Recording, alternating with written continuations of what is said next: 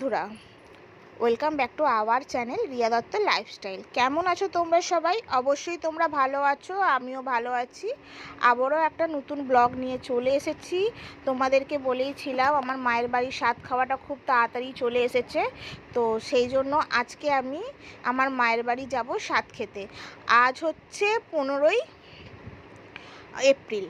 তা আমি ভিডিওটা দেরি করেই পোস্ট করছি, কারণ দিনের ভিডিওটা তো পোস্ট করা সম্ভব হয়ে ওঠে না আমার পক্ষে, যে কারণে আমি দিনের ভিডিওটা পোস্ট করতে পারি না। তো চলো, মায়ের বাড়ি যেতে তো হবেই, তো তার জন্য আমাকে সকালবেলা ওঠার কথা ছিল খুব তাড়াতাড়ি, কিন্তু আজকে আমাকে উঠতে গিয়ে আমার একটু দেরি হয়ে গেছিলো, শরীরটা ভালো লাগছিল না, তো যে কারণে আমি উঠতে পারিনি। তা চলো আমি রেডি হয়ে নেব, মানে আগে ফ্রেশ হব, তো তারপরে আমি আবার তোমাদের সামনে আসছি। পুরো ব্লগটাই তোমরা দেখো, না যেটুকু পারি তেটুকুই তোমাদের সাথে শেয়ার করি। জানি না কতটা ভালো করি কতটা খারাপ করি, তোমরা তো কিছুই কমেন্ট করে জানাও না, তো তাও তোমরা আমাকে সাপোর্ট করো যতটা সম্ভব তোমাদের পক্ষে। তা চলো আমি ততক্ষণ ফ্রেশ হয়ে নিই, ফ্রেশ হয়ে নেওয়ার পরে আমি তোমাদের সামনে আবার আসছি, আর তোমাদেরকে সমস্ত গল্পই আজকে শোনাবো। মাও খুব একটা বড় করে হয়তো দিতে পারলো না স্বাদ, কিন্তু যতটুকু দিয়েছে আমার পছন্দের মতো। আমার সব কিছুতেই আমি আনন্দিত, তার কারণ হচ্ছে আমি অত বড় করে ঘটা করে অত পছন্দ করি না। যার যেমন সামর্থ্য সে তেমনভাবে দেবে, সেটা আমার মাই হোক বা আমার শাশুড়িই হোক, দুই মাই আমার কাছে সমান, কেউ আলাদা করে আমি কাউকে ভাবি না। চলো ফ্রেশ হয়ে নিয়ে শাড়িতে চলে আসি। তা চলো দেখতে থাকো তোমরা।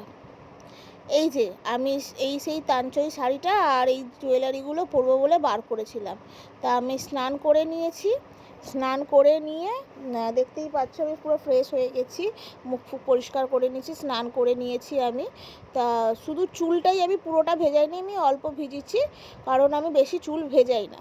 তা চলো আমি ততক্ষণ শাড়িটা পরে নিই, তারপরে তোমাদেরকে সমস্ত কিছু দেখাচ্ছি। এই সেই জুয়েলারিগুলো, এগুলো যদিও সোনার নয়, এগুলো ইমিটেশন, শাখা বাঁধানো, পলা বাঁধানো, একটা কানের দুল আছে এক জোড়া, একটা হার আছে, আর এই এক জোড়া চুড়ি, আর কিছুই পরবো না, এগুলো সব ইমিটেশনের, সোনার কিছুই না। মায়ের দেওয়া এই যে নোয়াটা পরেছি, 7 মাসে যে নোয়াটা আমাকে দিয়েছিল ওটা, আর এই যে পলা আংটিটা, এই পলা আংটিটা পরেছি, আর সেরকম কিছুই পরিনি। তা চলো আমি রেডি হয়ে নিই। এই যে দেখো, হঠাৎ অবাক হয়ে গেলে না, তোমাদের সামনে আমি শাড়ি দেখালাম আর আমি পরে এলাম কি সব।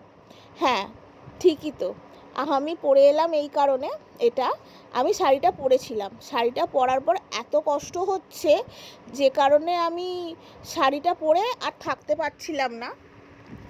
আমি এতটা যাব রোদে, তো তারপরে শুধু শরীর খারাপ করে যায়, তো যে কারণে আমি এইটাই পরেছি, গ্রাউন্ডটা, তো সেই জন্য। আর আমি শাড়িটা পরিনি, আর জুয়েলারিগুলো আমি এই গ্রাউন্ডের সাথে যাবে না বলে আমি কি করেছি, ওগুলো আমি ব্যাগে নিয়ে নিয়েছি, ঘরে মায়ের কাছে গিয়ে সেই শাড়িটা পরবো, ওই শাড়িতে একবারে জুয়েলারিগুলো তখন পরে নেবো। তোমরা তো ভিডিওতে দেখতেই পাবে, সেটা নিয়ে অসুবিধা নেই। আর এই কারণেই আমি শাড়িটা পরিনি। ওই শাড়িটা চেঞ্জ করে আমি আবার একটা শাড়ি পরেছিলাম, কিন্তু তারপরও সেই একই অবস্থা। এই সময় না আমি শাড়ি বেশিক্ষণ পরে থাকতে পারছি না, খুব হালকা পাতলা না হলে। এই রাস্তায় বেরিয়ে পড়েছি, প্রচুর রোদ রাস্তায়, দেখো এতটাই রোদ। এবার তোমরা হয়তো বলবে আমি কেন একা হেঁটে হেঁটে যাচ্ছি এই অবস্থায়। হ্যাঁ, আমি একা হেঁটে হেঁটে এই কারণে যাচ্ছি, যে কারণটা হচ্ছে আমার বর কাজে গেছে, আমার শ্বশুরমশাই কাজে গেছেন, যে কারণে আমাকে দিয়ে আসার কেউ নেই, আমাকে একাই যেতে হবে। আর আমি তো একাই সমস্ত কিছু কম বেশি করে করি, যে কারণে আমি একাই করে নিয়েছি। তা চলো, এই যে দেখো এতটা রোদ রাস্তার মাঝখানে, তোমরা দেখে বুঝতেই পারছো কি পরিমাণে গরম এবং কি পরিমাণে রোদ উঠেছে।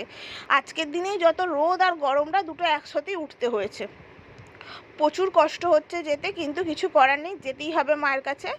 তারপর দেখি বর ফোন করে বলল আমার কাজ হয়ে গেছে, তুমি কোথায়? আমি বললাম আমি এই বেরিয়েছি। বললো তুমি মাঠে আসো, মানে স্টেডিয়াম মাঠে আসো, আমি গাড়ি রেখে আমি তোমাকে দিয়ে আসছি। তা সেই জন্য আমি স্টেডিয়াম মাঠে চলে এসেছি, আর দেখো কি পরিমাণে ঘাম দিচ্ছে আমার, আমি তোমাদেরকে দেখালাম।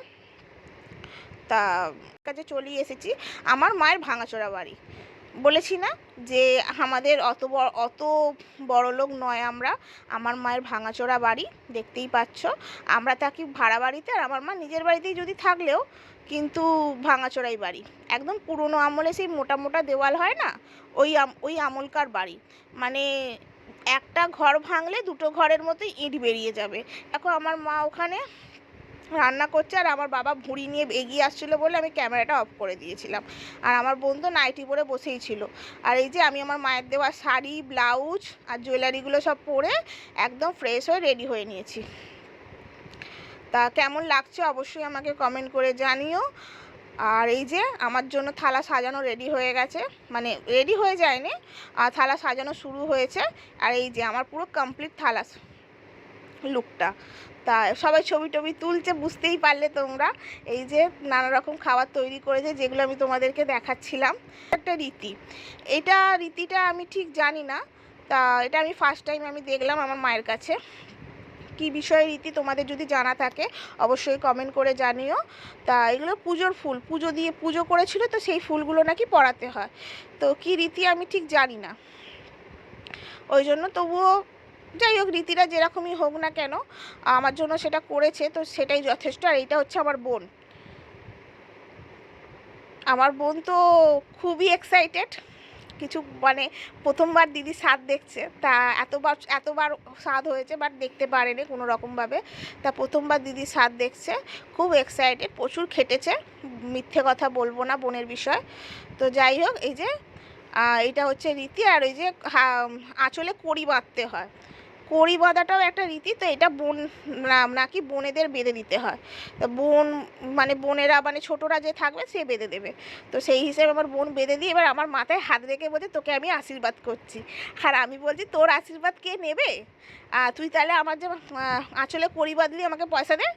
তা তখন বলছে হ্যাঁ দেবো তো পয়সা, বলে ফোনটা যেই হাতে নিয়েছে আমি ভাবলাম আমাকে একটু ফোনপে করবে, কিন্তু না, ফোনপে নয়, ফোনের পিছন থেকে 101 টাকা বার করে আমাকে দিল। তা আমি বললাম না আমার লাগবে না, আমি ওই সময় কিছু বলিনি, যদিও তারপরে আমি বলছি লাগবে না। ও বললো না তুই রাখ, এটা তোর গিফট, বলে আমাকে দিল। তা যাই হোক, ওটা আমি ফেরত দিয়ে দিচ্ছিলাম, নিচ্ছিল না। তাই হচ্ছে আমার বাবা আমাকে আশীর্বাদ করলো, তোমরা দেখতেই পেলে। আমি তো এর আগের ভিডিওতেও বলেছিলাম, এর আগে যে স্বাদের ভিডিও, যে বাবার আশীর্বাদ আমার কাছে একটা অন্যরকম অনুভূতি। তার কারণ হচ্ছে সেরমভাবে আমি আশীর্বাদ পাইনি, এই প্রথম যে আসছে, তার জন্য আমি আমার বাবার কাছ থেকে, মায়ের কাছ থেকে, সবার কাছ থেকে আশীর্বাদগুলো এইভাবে পাচ্ছি। তার জন্য আমি খুবই হ্যাপি, না বলে বলতে পারবো না, বুঝিয়ে কথা বলে। আর এই হচ্ছে আমার মা আশীর্বাদ করছে। আমার মা প্রচুর খেটেছে, কেন রান্না বান্না সমস্ত কিছু আমার মাই করেছে, দেখলেই তোমাদেরকে দেখিয়েছি।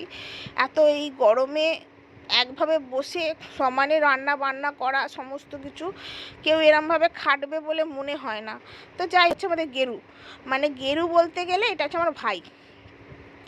তা আমার কোলে বসানোর কথা হয়েছে, তা বলছে না আমি কোলে বসবো না, আমি আমার নিজের দিদির কোলে বসবো, তবুও আমার কোলে সে বসবে না। তা আমি বললাম এই পয়সা দেবো, কোলে বস। তা যেই বলেছি অমনি কোলে একটু বসে নিল, বসে নিয়ে তারপর বললো আমাকে টাকাটা দাও। দিয়ে আমার মা আবার ওকে টাকা দিল। টাকা দেওয়ার পরে আশীর্বাদ এতে তোমার কোলে বসার টাকা দিল, দিতে হয় কিনা জানি না, বাট আমাদের আনন্দের জন্য দিল।